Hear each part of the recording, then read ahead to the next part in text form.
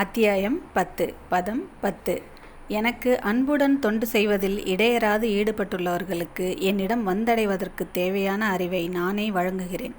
பொருளுரை. இப்பதத்தில் புத்தி யோகம் எனும் சொல் மிகவும் முக்கியமானதாகும்.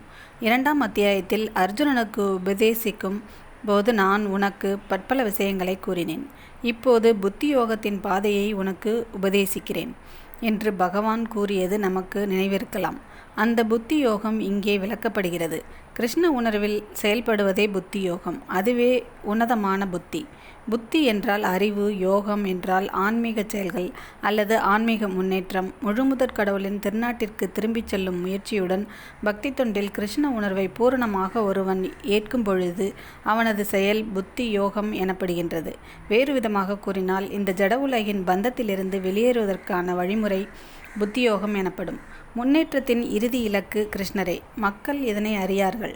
எனவேதான் அங்கீகரிக்கப்பட்ட ஆன்மீக குரு மற்றும் பக்தர்களின் உறவு மிகவும் முக்கியமானது.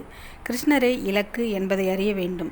இலக்கினை நிர்ணயித்த பிறகு முன்னேற்றத்தை நோக்கிய பயணம் படிப்படியாக செல்ல இறுதியில் குறிக்கோள் அடையப்படுகிறது. ஒருவன் தனது வாழ்வின் குறிக்கோளை அறிந்தும் பலநோக்கு செயல்களில் மயங்கி இருந்தால் அவன் கர்மயோகத்தில் செயல்படுகின்றான். எவனொருவன் கிருஷ்ணரே குறிக்கோள் என்பதை அறிந்தும் மன கற்பனைகளில் இன்பம் காண்கின்றானோ அவன் ஞான யோகத்தில் செயல்படுபவன் ஆவான். குறிக்கோளை அறிந்து கிருஷ்ண உணர்வினாலும் பக்தி தொண்டினாலும் கிருஷ்ணரை முழுமையாக ஒருவன் நாடும்போது அவன் பக்தி யோகம் அல்லது புத்தி யோகத்தில் செயல்படுபவன் ஆவான். இதுவே முழுமையான யோகமாகும். இந்த பூர்ணமான யோகமே வாழ்வின் மிக உயர்ந்த பக்குவ நிலையாகும்.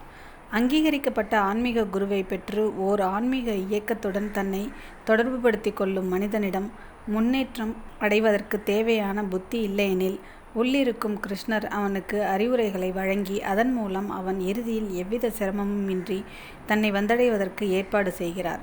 அந்த நபர் தன்னை எப்போதும் கிருஷ்ண உணர்வில் ஈடுபடுத்தி அன்புடனும் பக்தியுடனும் எல்லா விதமான சேவைகளையும் செய்ய வேண்டும். இதுவே தகுதியாகும். அவன் கிருஷ்ணருக்காக ஏதாவது செயலை செய்ய வேண்டும். அச்செயல் அன்புடன் இருக்க வேண்டியது அவசியம். தன்னுணர்வு பாதையில் முன்னேற்றம் அடைவதற்கு ஒரு பக்தனிடம் போதிய புத்தி இல்லாவிட்டாலும் அவன் பக்தி தொண்டினை நேர்மையுடனும் பக்தியுடனும் செயலாற்றினால் முன்னேற்றம் பெற்று இறுதியில் தன்னை வந்தடைவதற்கான வாய்ப்பை பகவானே நல்குகிறார்.